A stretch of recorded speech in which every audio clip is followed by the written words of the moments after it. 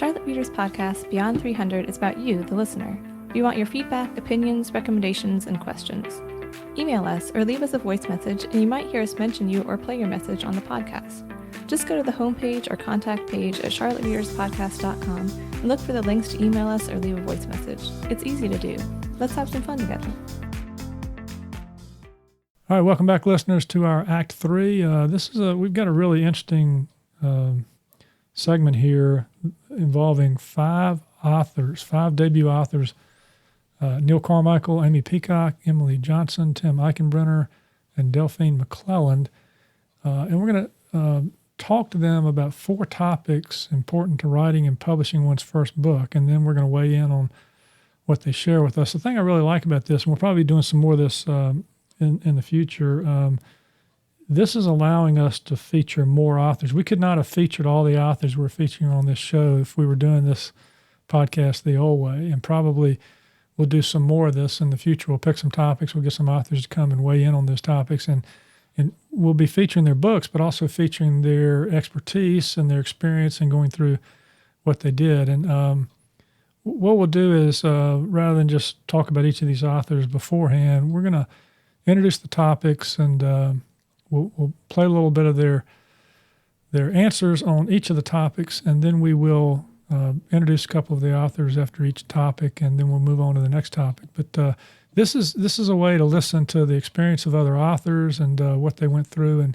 putting out their first book, and maybe some lessons learned as well. And the first topic that we present to them is the steps they took and the writing practices they adopted to write the first draft. So let's listen, and then Sarah and Hannah and I will weigh in on that, and we'll introduce two of the authors from the segment. I'm Neil Carmichael, author of The Thorn.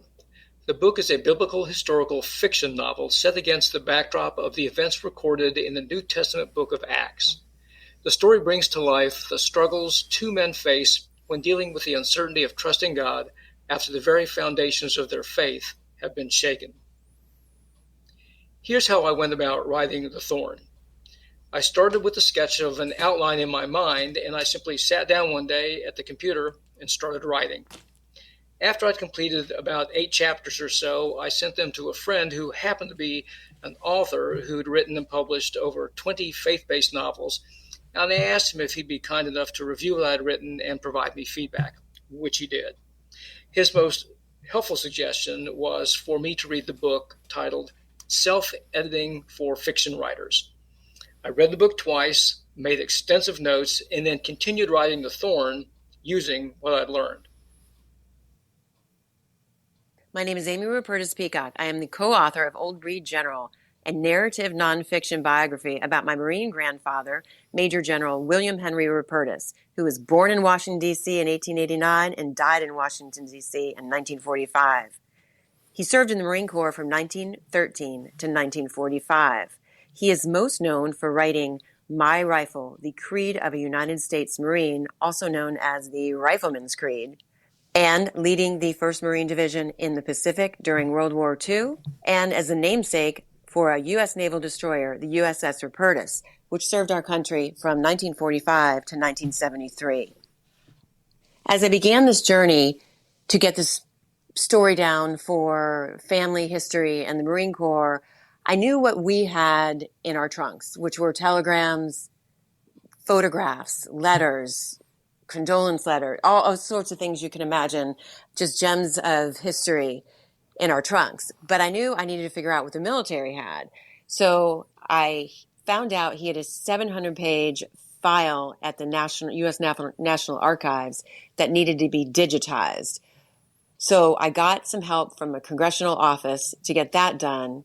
Then I went to the Marine Corps History Division and asked for his service record during the time he served in the Marine Corps from 1913 to 1945, and numerous oral histories and records of events that would help me fill in the data of what he was doing and what were the Marine officers doing that he was with in the Pacific. So that was hugely valuable. At that point, I could begin to synthesize the data in combination with what we already had to build a story and a first draft. I'm Emily Johnson, co-author of Bird of Paradise, a family saga and romance that follows the decade-long journey of Ariana Haywood as she seeks to find her place in the world, discovering that from the ashes of unimaginable tragedy, life's greatest beauty can be found. The people of her island have long believed that some love stories are meant to last forever. Will hers be one of them? Bird of Paradise has a unique background in how it was written. The book was begun by my mom when she was diagnosed with advanced stage cancer. She passed away before finishing, leaving that task to me. The first step in the writing process for me was to get to know her characters, their motivations, and the journey on which they had already begun to embark. I knew exactly where I wanted the story to end, so I wrote that first and then backtracked my way to the black and white line of where she stopped and I began. From there, I had to go back to what she had written and add conversations and events that would lead and support where I took the story to ensure a seamless transition. My mom did an incredible amount of research to ensure accuracy in time and places, so I had to make sure I did the same along the way. However, at this point, I didn't pay too much attention to the writing style. I just wrote the story, knowing the editing process would be where the technical aspect of writing would come in. Hi, I'm Tim Eichenbrenner, author of To Live in the Light, a contemporary Christian fiction that explores the journey of a man's personal and professional challenges, his downward spiral, and his miraculous recovery to a life renewed and a faith restored. I'm what's known as a pantser. That is, over the 3.5 years I spent on the book, I wrote by the seat of my pants with no outline. Of course, I had a sense of where I wanted my main character to be by the end of the book, but how he would get there, I didn't actually know. I wrote almost daily, but at no set time of day, with a goal of writing at least 500 words a day. I didn't always reach my goal, and as I said, some days I didn't write at all. I chalked that up to just not being inspired that day, so it was probably better not to write. Hi, I'm Delphine McClelland, author of Dark Obsessions, an adult paranormal romance novel that tells the explosive love story of vampire Cairo Van Dorn and his human love interest, Skylar Montgomery, that takes place right here in Charlotte, North Carolina. While the idea to write Dark Obsessions was not my own, it was one that was given to me by my coworker, John Volstead. I am an avid reader, and John took interest in the books that I was reading and the way in which I retold those stories to him. He believed that I was a writer, a storyteller, and suggested that I should write a book. Every day he saw me, he suggested that, and every day I laughed at him and told him, no, I'm not a writer, I'm a reader.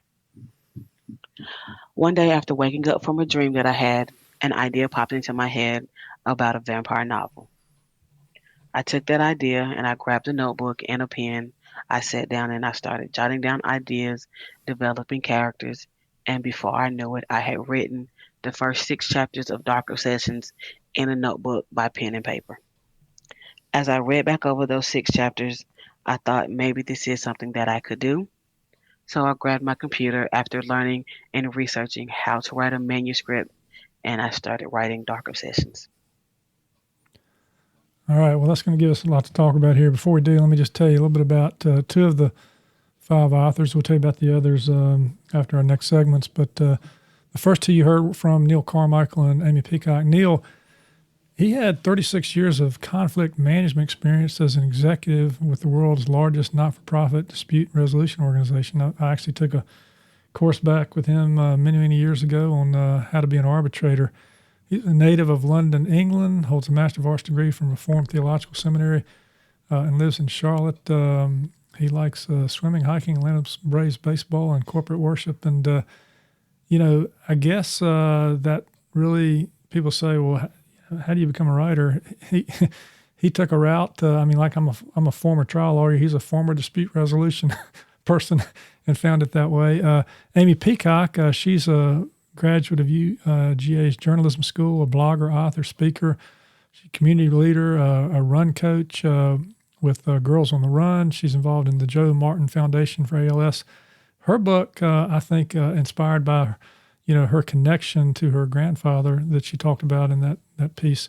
But she also did it with someone else, another writer.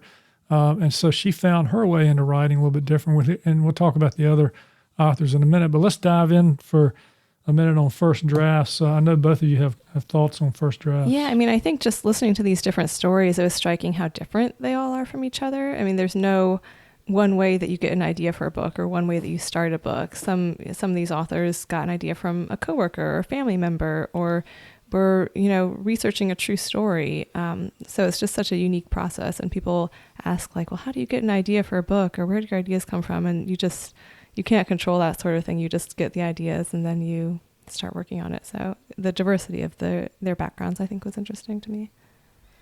I like Tim's terminology of pantser. Mm-hmm. I think that's pretty funny and clever because, I mean, yeah, you're totally right, Sarah. It's interesting how everyone kind of has a different origin for how they come up with what they're writing about, and not everyone has an outline, or not everyone kind of is super organized with their thoughts, but it doesn't mean that it doesn't, the story doesn't find itself.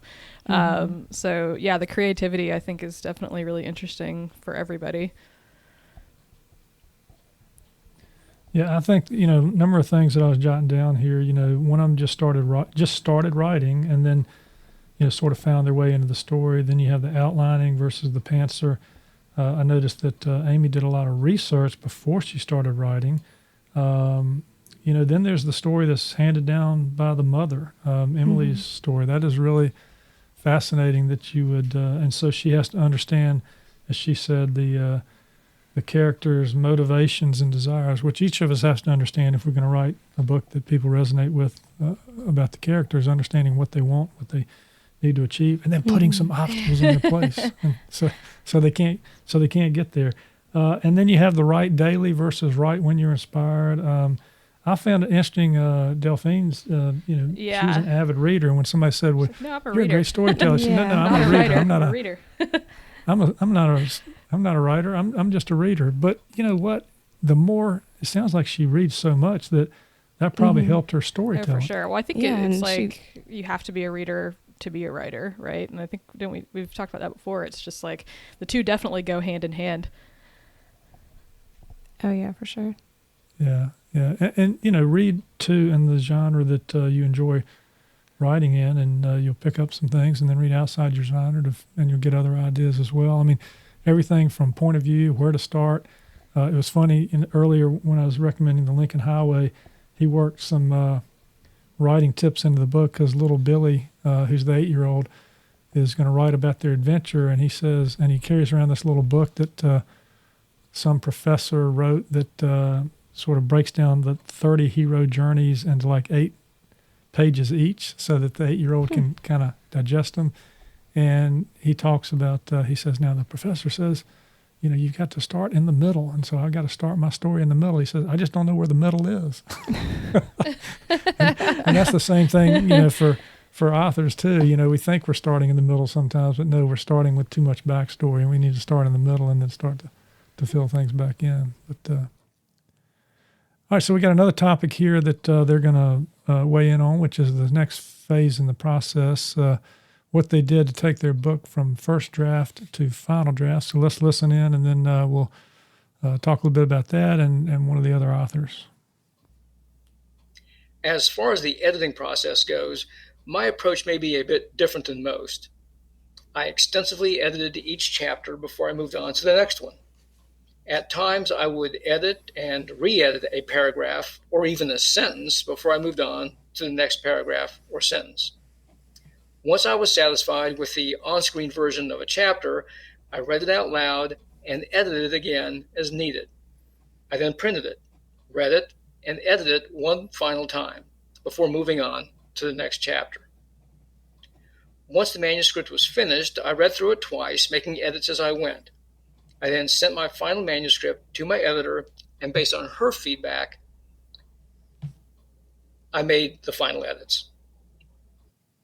In order for the book to go from first draft to final draft, it took about 5 years.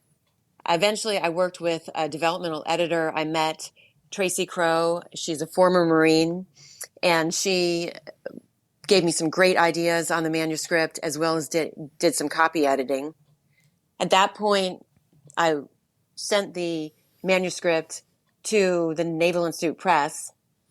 And the feedback I got from both Tracy and the peer reviewer at the Naval Institute Press was that this is a story that must be told, but it would be helpful for me as a writer, as a civilian, to partner with someone who is military or who has written in this genre of World War II Pacific, just to make it the best story it could be. So I went back to my friend Don Brown, a local Charlotte attorney, former U.S. Navy JAG officer, and author of a recent World War II book, Pacific book, to see if he would help join me to see this to the finish line. He agreed, and we just had, in order for him to agree, we had to drop the reader in the Pacific in 1942. So I had to really limit my manuscript. But that was a good decision, I believe. And the reader will find themselves on a ship in the Pacific, racing with the fleet, racing to meet the Japanese. My first draft was really just the storyline. When I got to the editing part, I had to work to make sure my writing style matched my mom's writing style in order to make the book seamless. My mom was very descriptive and poetic, like a movie playing out on the pages of the book. I am in marketing and advertising as a profession, and brevity is definitely valued over description. I had to go back over and over again, adding layer upon layer of detail in order to bring my writing style up to the descriptive style of hers. Since, like my mom, I took inspiration from my memories and places I've been, I was able to pull out old photos and use Google Images to help create a basis upon which I could build.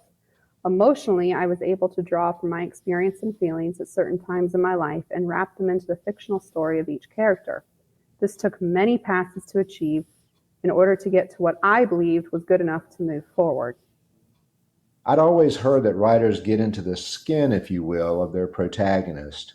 And in fact, I experienced that with Jack, the book's main character, as I put him and other characters in situations, predicaments, and places I didn't see coming. As I wrote, I discovered the outcomes of those scenes that moved the story forward. I preferred to write new content one day and then self-edit it the following day. Only then would I move on to writing new content. When I finished the first draft of the manuscript, I reread it, correcting mistakes and improving on the arc or flow of the story. I probably reread the manuscript 6 or 8 times.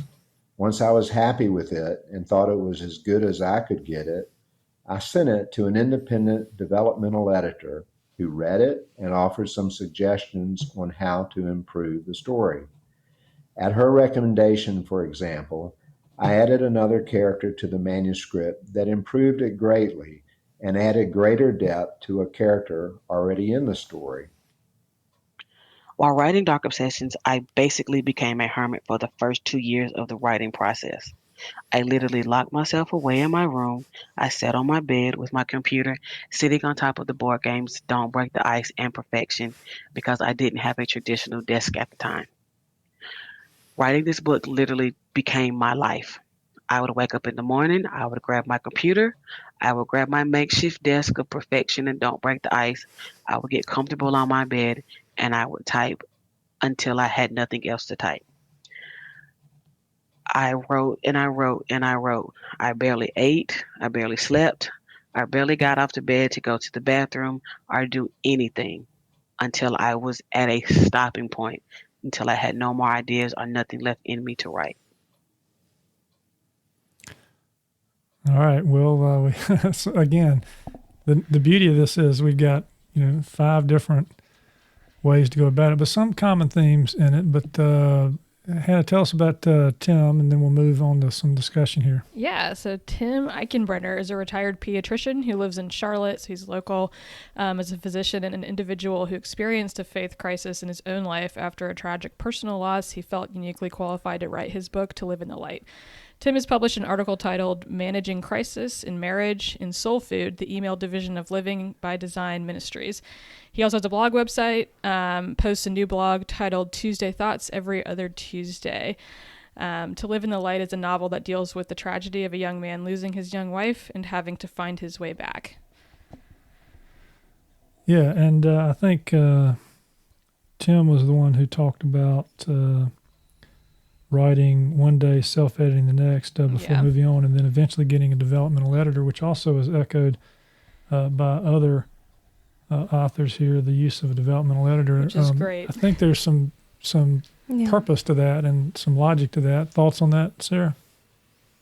Yeah, I think it's great that they hired editors. I mean, when you're writing a book, you're so inside your own head with it. You really need that outside feedback and outside perspective. So whether it's hiring an editor, whether it's having beta readers, people in your writers groups, some combination of all those things, I think you need people to read your work and weigh in on it.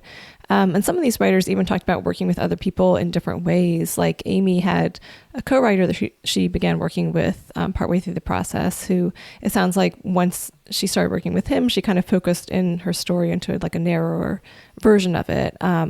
Or with Emily working with her mother's draft, and she had to balance between their different styles. So I think that's a valid lesson in sort of compromise in writing and how you have to balance your work with the ideas of other people, and sometimes that can be difficult, but it ends up making the product stronger in the end. Yeah, I echo that. I think having a developmental editor, I found it interesting that several of the authors, I think it was Neil and also Tim, were, editing before they would move on to the next chapter. Yeah. And, sometimes to me that kind of slows me down a little bit if I get into a flow, but I understand the logic of it. You want to make sure that you can get sort of things wrapped up. For me, it's not as much editing, down to get it exactly right as it is editing to be sure I have some placeholders in there and some red herrings in there, some things in there before I, kind of start writing the next chapter that might take the story in a little bit different or surprising direction. But how about Delphine? That was kind of fun, wasn't it? I want to hang out with Delphine. Her work ethic is putting me to shame, too. Big work ethic. Big work ethic. I feel like hers is most similar to how I am, actually. It's just kind of like you just go in and like get it all out, and then you deal with it later. Mm-hmm. Yeah. She's a purger. Well, if you're writing a vampire novel, I mean, locking yourself in a dark room might be a good way to method writing. A little what we do in the shadows going on. I wonder whether the fact that it came to her in a dream that the vampire was having some influence over her to get started writing the damn book. Probably. Let's get started on the book. And Emily's story is so interesting too, with having to, kind of have her writing style match her mother's writing style. That's a different form of, editing that usually you don't have to think about, because you as an author, you might write in different point of views and have to approach a character's thoughts in a different way, but writing it with another person or kind of matching that's a challenge too. I thought that was really interesting. Yeah, especially because, and since her mother had passed away before she started working on the novel, before Emily started her part, normally if you have a co-writer, it's kind of a back and forth and a partnership, and you're able to make decisions together. But in this case, she was working with work from somebody who she didn't have the opportunity to actually talk with and bounce things off of. So it's interesting how she did that balancing act on her own. Yeah, we'll talk more about Emily after the next segment here. In the next segment, the third of our fourth topics is how these debut authors chose to publish their book and why they chose that particular publishing path. I chose to self-publish The Thorn for the following reasons. First, I have extensive experience with desktop publishing software, so I knew I could format the book's layout myself. I also have extensive experience in the elements of graphic design, so I knew I could design the book's front and back covers myself. I also did extensive research on both traditional publishing and self-publishing, and came to the conclusion that traditional publishers simply no longer provide this type of extensive support they used to give to authors. I have two friends who have each had more than 20 books published by a subsidiary of one of the nation's top 5 largest publishers, and they confirmed that traditional publishing is simply no longer what it used to be, especially as an avenue for new authors. We honed the manuscript, we whipped up a solid book proposal and sent it to his agent, who sent it out to publishers, his agent, Chip McGregor. And eventually we found a match. And immediately we needed to begin, although we had the manuscript copy edited multiple times, the publisher also wanted to copy edit it. So we worked with them and going back and forth. And eventually got it published this February 2022? I never set out to publish Bird of Paradise. For me, it was a way to fulfill one of my mom's dying wishes, keep a connection with her through the writing, and help navigate through the grief I was feeling at the time. A client of mine knew someone in the publishing industry and suggested I send the first few chapters in. I never thought I'd hear back, but to my great surprise, I got a request for the full manuscript and shortly thereafter found myself signing a publishing contract. So I didn't choose the publishing path, it chose me. However, I'm glad that I was able to go with a small hybrid publisher. They were discerning and provided a high level of professional services while giving me the ability to be in control over the final project, which was important to me in order to stay true to my mom. Hybrid presses are wonderful in that it gives the opportunity to have many incredible stories from talented writers heard who, for completely unrelated reasons, wouldn't be able to if the big traditional publishing companies were the only option available. One of the best things writers can do is to attend writers' conferences. There, one can meet and connect with publishers, literary agents, acquisition editors, and other writers. Some, like me, seeking to publish their debut work, and others with several books under their belts. Classes are also offered that cover all aspects of writing. In 2021, I was fortunate to attend my first conference, the Blue Ridge Mountains Christian Writers Conference, where I met an acquisition editor for Morgan James Publishers. He read my proposal and asked me to send him the entire manuscript. He liked it and subsequently pitched it to the publishing board at Morgan James. That led to my first publishing contract.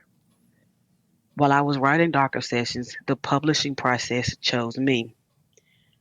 I was still halfway through the book, still believing that I was never going to publish it. In my eyes, Dark Obsessions was going to live on my computer for the rest of eternity. As I was working on it and I was halfway through the book, I started to think, why go through all this trouble if I'm not going to do anything with it? I should at least try to see what happens. So me being the person that I am, I started researching how to become a self-published author. It was through my research and several videos on Ingram Sparks that I realized that I probably should have a copyright. So one day I obtained a copyright for Dark Obsessions, and I was sitting at home and I got a phone call from someone at Dorrance Publishing. They had found my copyright and inquired about publishing my book. Once I looked into who the company was and realized that they were an established company, I couldn't pass up on the professional help, and so I signed with them, and they produced my book. All right. Again, some more helpful thoughts on the publishing process we'll talk about in a second. But Sarah, how about sharing a little bit about Emily Johnson? Yeah, so Emily was born in Aspen, Colorado, where she enjoyed skiing, dancing, ballet, and playing golf. At 13, she and her family moved to Pinehurst, North Carolina. She attended UNC Chapel Hill, where she got degrees in journalism and mass communication with a concentration in public relations. She enjoys playing golf, running, kickboxing, reading, and spending time with her family. Her book, Birds of Paradise, is a story with a bit of romance and life struggle, but it has an interesting backstory behind it. As she mentioned before, her mom began Bird of Paradise when she was diagnosed with advanced stage cancer and passed away, leaving the novel unfinished. Soon after that, Emily found a letter from her mother with one request that she finish the story for her. And it's been really interesting to hear about how she went about that process, I think, and using a partial manuscript and partial research and then weaving in her own work into that. Yeah, and also a bit of pressure there. You get a yeah, letter, that's a great incentive to write a book. Please finish this book, but she did it, and credit to her. All right, let's talk publishing path. By my count, it looks like we had two of the authors went with. It looks like three of them went with sort of a hybrid approach. One went with a traditional publisher with a nonfiction book, and then Neil Carmichael did fully indie publishing. So that seems to be the spectrum. It's traditional, it's indie, it's hybrid. And, as I think about this, having looked at traditional publishing and having published independently, some of the things Neil said are valid in the sense that, if you're with a smaller traditional publisher, you're going to be working as hard as an author to get your book in bookstores as if you were doing it independently. So in that respect, why not be independently published? And then you can also put it out and control it and that kind of thing. And then, and this is echoing earlier, but if you can get in with a traditional publisher that's part of that big four, big five, sure, that's great. But Sarah, you had that experience, but did you always get the marketing help you wanted? Maybe you did. Maybe you're one of those fortunate ones. Yeah, I mean, I definitely got a lot of help from the publisher in terms of setting up some bookstore appearances and just obviously getting the book out there is a huge part of it, and I didn't have to do as much of that. But I still had to actively look for appearances for myself, and that's something I actually, in hindsight, I came into the process very green, and I wish that I had known that it was more important to do that up front, and I wish I had taken advantage of more of that on my own, when the book was coming out. But most of the appearances, podcasts, blogs, anything that I've done for the book has been something that I've secured, not the publisher. But your book also probably had the ability to get in stores, and you got it translated into other languages too. That came about because of your traditional publishing relationship, right? Yeah, and getting an audiobook and all that. Like I didn't have to handle any of that, which is a huge help. And Hannah, you've seen it from all sides because you represent traditionally published authors and indie authors. We'll talk about hybrid publishing in a second, but what are some of your thoughts on traditional versus indie? Yeah, I mean, I think Emily had a good point too, that I mean, she's with a hybrid publisher, but I would say the same thing goes for self-published books and the aspect of control. A lot of the time, if you're indie publisher, the biggest thing is having more control over the process. So you kind of are able to say yes or no to the cover design or all that kind of stuff, creatively. And I think that's a big draw for a lot of people in the indie publishing world. I think the big thing with a traditional publisher is the network. So, and you can probably speak to that too, Sarah, just the network is huge, and just putting the book out there and having those resources on the back end is a really big help to a lot of people. But there's also a longer timeline too, I would say, that goes with traditionally publishing a book because obviously you're working with a much larger team of people, both on the back end and the front end of that. Whereas if you're indie or independently publishing a book, you're kind of it's your timeline. You know what I mean? You can kind of do what you need to do. And they both work. I mean, they're both great. It's just kind of about what your goals are. So, for somebody I'm going to use Emily again, just who, she wanted to have more control. She had a kind of more of a timeline. She wanted to get this done. She wanted to get this out there. It's that's something that works a lot better to kind of go with a hybrid or just independently publishing or, with Delphine, I would say too, just making the resources accessible to you. So just watching the videos or taking a Mark Dawson course, all that kind of stuff. You can do all of it yourself. It's just how much do you want to invest into it? Whereas if you're traditionally publishing, you're going to have a lot more help with that. And that's got good things and bad things that go with it. Yeah, I think that's a great point, that maybe it's helpful to think about what kind of person, what kind of writer you are, and what your goals are for your career. It's not the one path that's going to be necessarily better in general, but different paths are better for different people. Even with our talk with Jennifer Ruff earlier, I mean, she in a lot of ways seems like an ideal person to be doing indie publishing. She writes so many books too. She couldn't do that. Yeah, she probably wouldn't be putting out 2 books a year. No way. She actually came from her first couple of books were traditionally published, and she found out that she was writing faster than they would publish them. So that was one of the reasons she chose to do it. And again, I think we have to highlight the difference between a small press traditionally published and a larger press that has a much larger network. I mean, getting yourself in bookstores all over the country and having it put in foreign networks and that kind of thing. If you can do that with traditional publishing, sure, but remember that you're not going to be able to put out as many books a year, and they might not pick up your next book. And if you're writing a series, you got issues there. But one thing to highlight too about hybrid is, and indie is, with control comes the ability and the obligation to write checks. You got to pay for everything, and some people can't do that. And so they might look for a hybrid arrangement. Just be sure that if you get a hybrid arrangement, read the contract carefully. A hybrid publisher is not a traditional publisher. A hybrid publisher is something in between, and you need to understand what they're providing to you and figure out whether or not you could do that yourself just as cost effectively. I mean, like Neil Carmichael, he did his own formatting, he did his own covers, whatever. Well, you can also find out what it costs to get a cover. For my book, Daily Declarations, I think I got the cover for the print book, the ebook, the audio book, and got 3D dimensions and a couple other things for about $550 to $700. So you could factor that into your equation. The other thing is with hybrid is they're going to take money out of every sale that you get over time. Traditional is the other way around. They take everything, give you a little bit of percentage. But look, if they're putting it in stores all over the place, that little bit of percentage can add up too. So there are a lot of factors in there to think about. Any parting thoughts on this? Because we've talked about some of this before, but it's interesting to me that how many different approaches these folks went about using, and they're still happy with the fact that their book is now in the world. And if they had not chosen that path, maybe it wouldn't have gotten into the world. Yeah, and I think like one thing that I just think of all the time, and we can honestly talk about this forever, I feel like, but writing a book is like a business. So that was one thing I really liked about what Jennifer was saying. It's like you can't really just kind of go into it and be like, okay, well, I did this thing.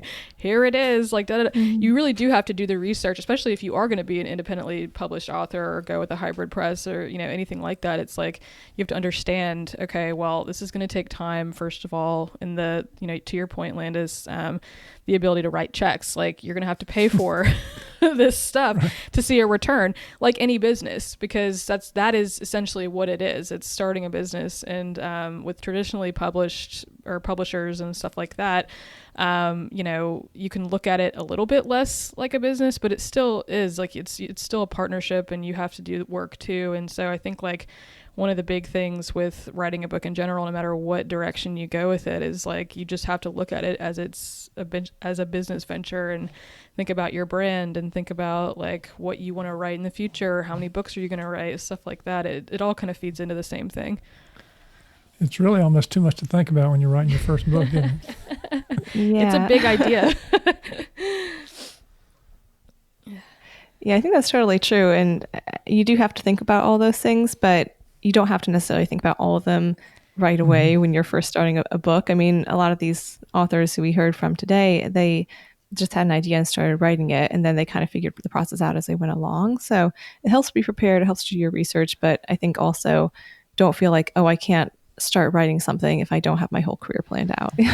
You can figure some of it out as you go. There you go. All right, well, we got one more, and I love this question. I used to ask it all the time on the before 300, post 300, whatever we called it before it was beyond 300. When I was interviewing authors, I always ask this question. I think I probably asked you this question too, Sarah. What these authors wish they had known before they got started about the process of writing and publishing their first book. So let's listen in to some of the lessons learned. As for what I wish I had known before I got started writing The Thorn, it's really simply this. I wish I had known how much I would enjoy researching and writing faith-based historical fiction. If I had, I would have started writing a lot sooner. Looking back, what I wish I'd known when I began, possibly partner with an early reader who would have picked up on some marine reader who would have picked up on some of the marine lingo that we either left out or got wrong or autocorrect messed up. Also, stick with my ideal reader. I literally just discovered this week that the ideal reader really is you.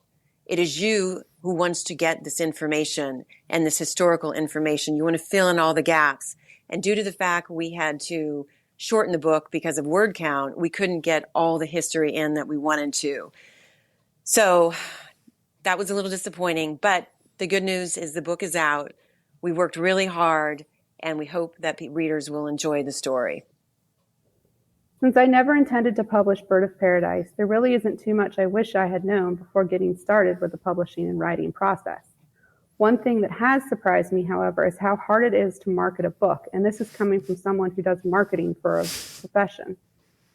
Even with the backing of my publisher, it's very difficult to know what will and will not work or resonate with your target audience. For me, this is particularly difficult because I didn't write with an audience in mind, although I think that is a good thing because it means the writer is writing for themselves, which is where the passion comes out most. Personally, I don't have the means to hire a professional agent or pay thousands of dollars to compete with the big boys. So it's a lot of getting creative, trial and error, and not giving up. That is by far the most important thing I've discovered through the process, not giving up. It's a long but rewarding process in the end. I didn't discover the importance of a platform for prospective authors until 2 years ago. In today's world, publishers no longer handle all the marketing of a book. They expect the author to be actively engaged in that process, and they want to know the author has people who follow his or her writing. These are the most likely people to buy the book. The larger one's platform, the better it is. I started a blog website in July of 2020 and have been posting a blog every other Tuesday since then. While I still blog, I now use the site to publicize the novel's September release. Had I known the importance of growing my following, I would have started that process so much earlier. What I'm glad I didn't know when I started is how difficult it is to get a publishing contract. There are a lot of rejections in the industry, so a writer has to have a thick skin. Just because a manuscript is rejected doesn't mean it's no good. It may just not meet the current needs of a particular agent or publisher. That said, anyone who feels called to write should do just that. One thing that I didn't realize when I was publishing this novel was that by signing with a publishing company didn't mean I didn't erase the fact that there could be problems. My publishing journey with Darnt's Publishing was very frustrating and taxing as I ran into issues every step of the way. The good thing about working with a publishing company, though, is I had someone to lean on and someone to fix everything. Darnt's was great about getting everything fixed and getting this project back on track. I'm happy to say that now that I have a completed book, that I'm happy with the product and I'm happy with my decision to sign with Darnt's Publishing. All right, we'll start with Delphine there. Delphine McClellan was born in Statesville, right up the road here in North Carolina, where she's a graduate of Statesville Senior High School. And after graduating, she took her dreams and passion to Knoxville, where she attended and graduated from the University of Tennessee with a degree in anthropology. And not sure how that got her into writing about vampires, but hey, she was obsessed with that. But her passion for reading, as she said, is what channeled her into writing that first novel, Dark Obsessions. And she set that novel, paranormal romance, in Charlotte.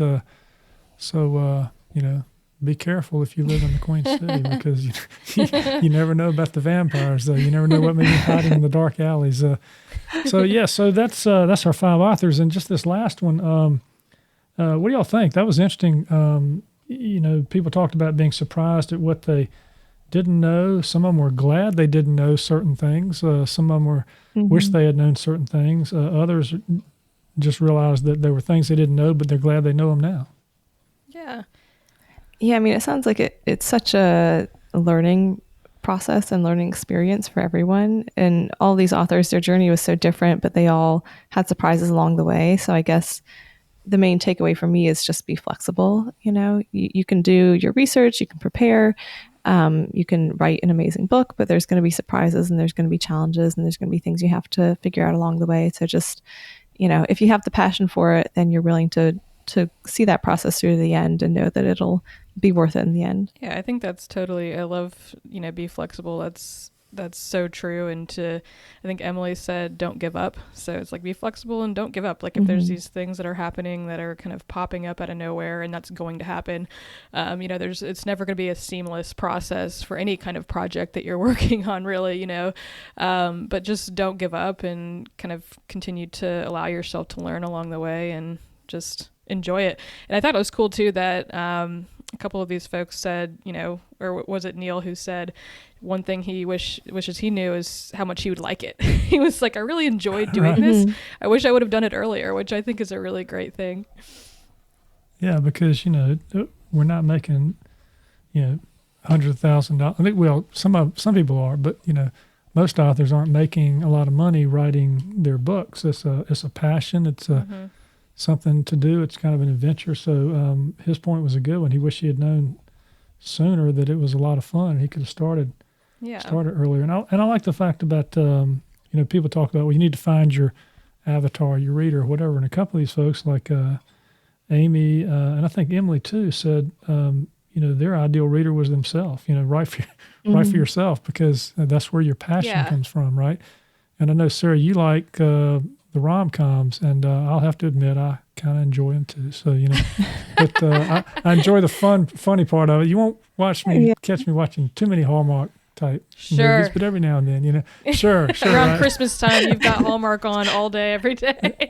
Exactly. Marathon. But I love the humor. I talked about Emily Henry's book, Book Lovers. I enjoyed that book. But, like you said, find something you're passionate about in writing. And I also found Tim's comment is one that I found important, a lesson that I didn't know until later, and that is building your platform sooner rather than later. And developing some level of patience, because when your first book comes out, if you're indie or hybrid publishing, you just wanted to hit the press and see the magic happen, right? And you don't plan ahead. And we've talked about this before. And Hannah, you're a big part of the whole planning ahead thing, I know. And but all these comments I think are helpful to anyone who's going to take it on. Get out there and go to writing groups, subscribe to newsletters that are free from people that have done this before, particularly indie authors if you're going to be indie published, and traditionally people that have worked in the traditional industry if you're going to go that route, so that you're not surprised, so that you know what you're getting into. Because a lot of people have this idea that if they get a traditional contract, then the money's going to start flowing and all the praise will start coming in. And, it doesn't always work that way. It's a business. And if it doesn't earn out, or they're not happy, or you're not happy, or whatever, you lose sight of the fact that it was something that you really enjoyed doing at the time. Embrace that moment, but embrace it and give yourself 5 or 6 or 7 or 8 months to plan the release, right, Hannah? Or more. or more, because you've got more than one client, right? I'm like so annoying about that. I'm just like, no, you should know everything now. Yeah. I should probably take the flexibility advice a little bit.